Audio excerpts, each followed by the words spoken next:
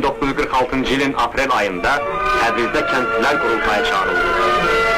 Ölkənin hər tərəfindən nümayəndələr gəldi.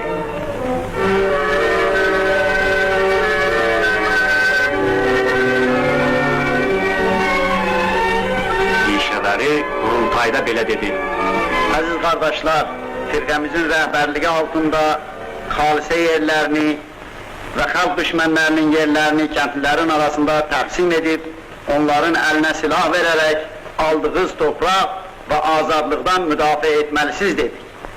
İndi sizin boynunuzda böyük vəzifə durur. O aldığınız torpaqları saxlamaq və aldığınız azadlıqdan müdafiə etmək.